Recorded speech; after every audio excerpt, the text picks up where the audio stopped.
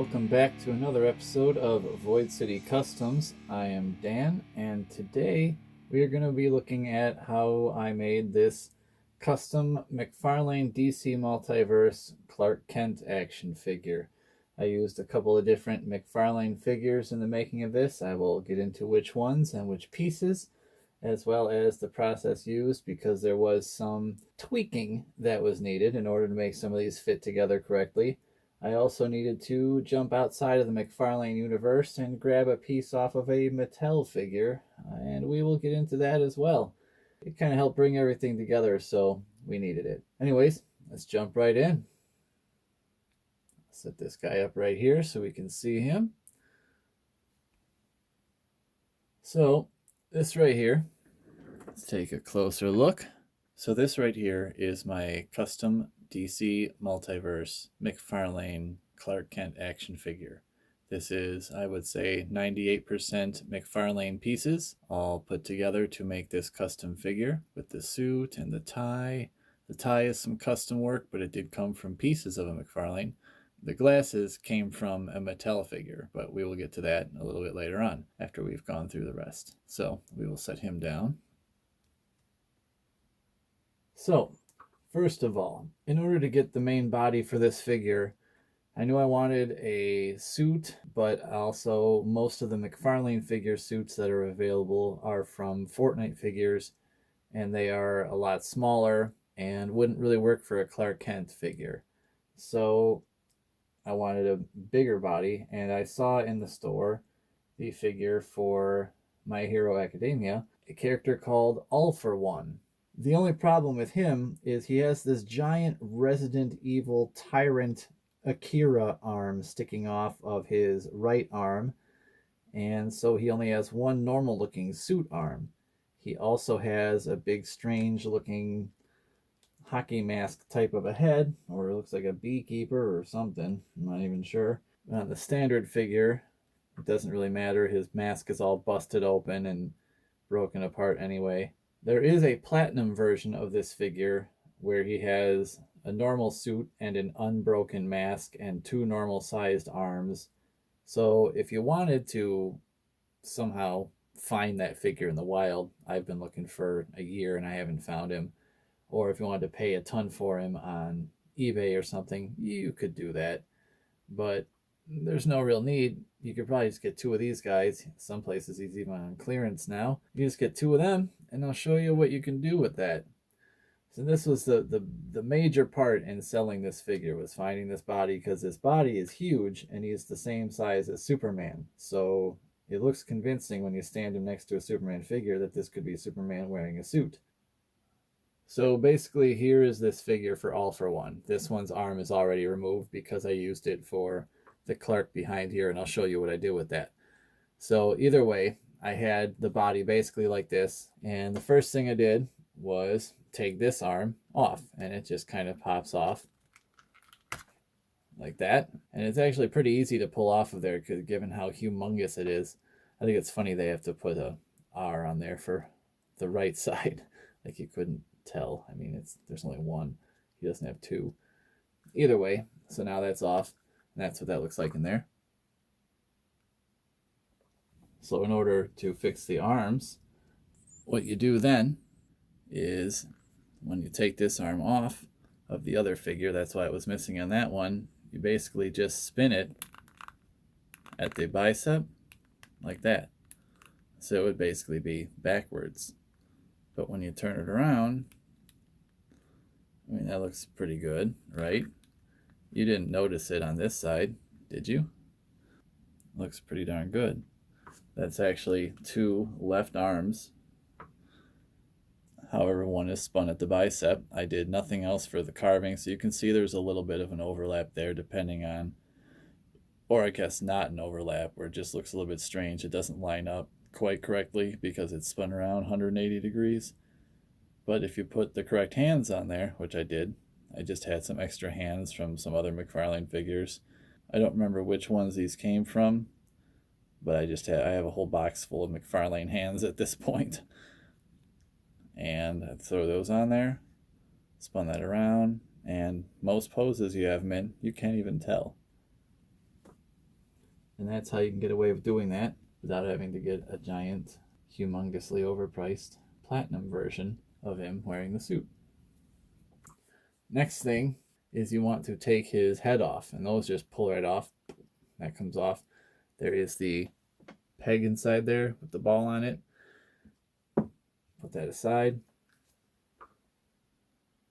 It leaves you with this. So now we've got this body, and it has this big white plain neck that's flat on the top, doesn't come up to the right height, doesn't look like a neck. I suppose you could use it, but then Superman kind of looks like a turtle man. His head was all the way down by his shoulders, looked kind of Uncle Fester-like. It just wasn't working out, so we had to do something about that.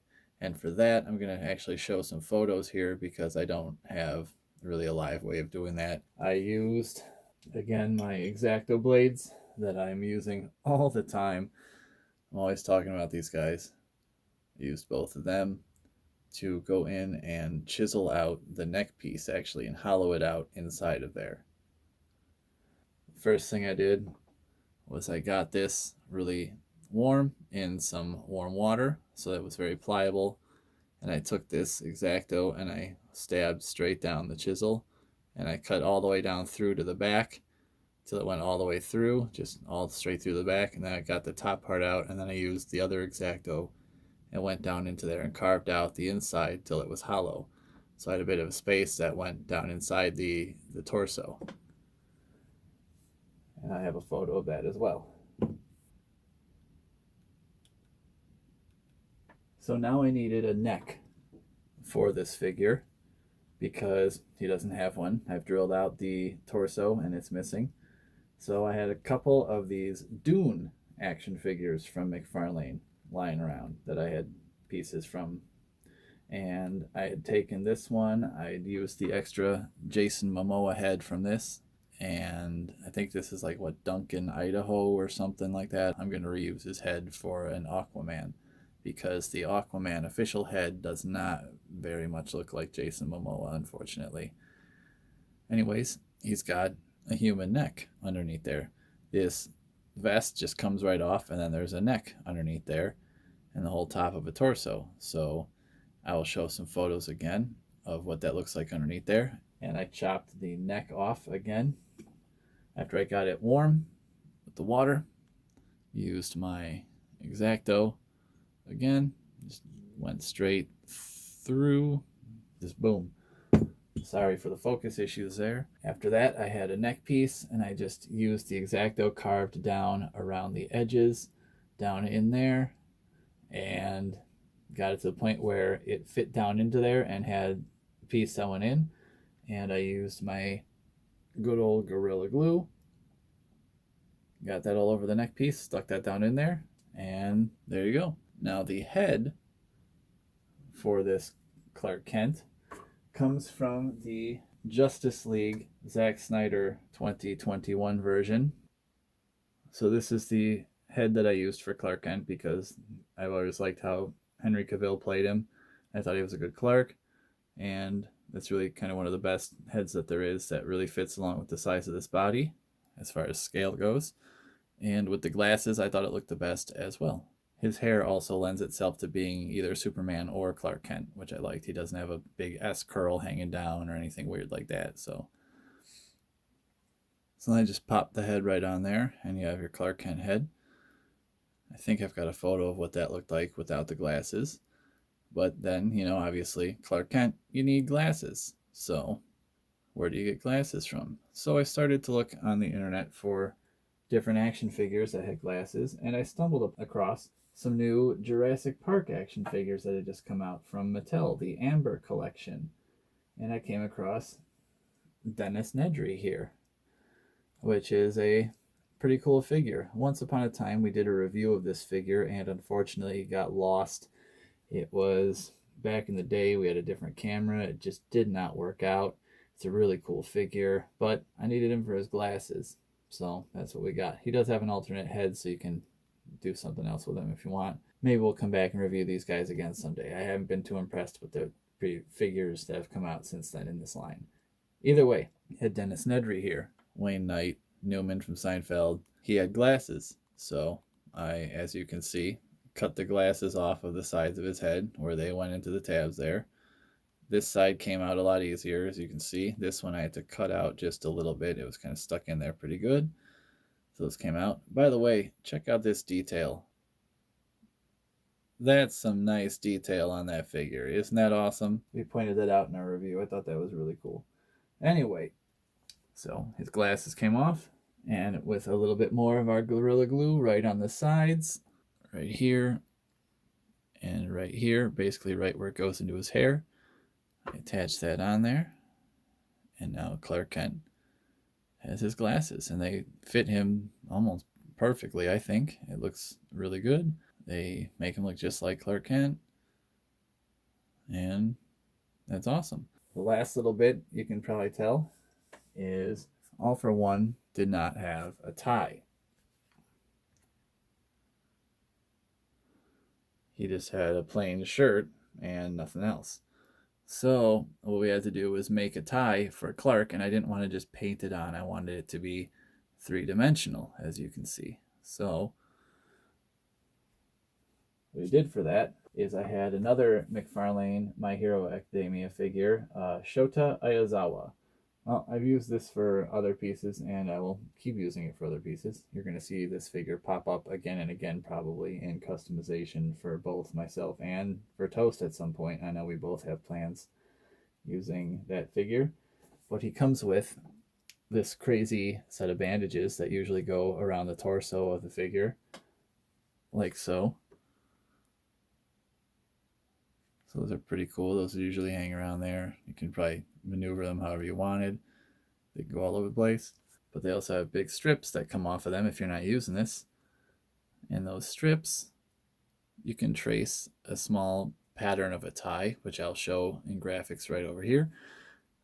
A tie and the piece at the top of the tie where the knot would be. And you can make little pieces like that and layer them on top of each other.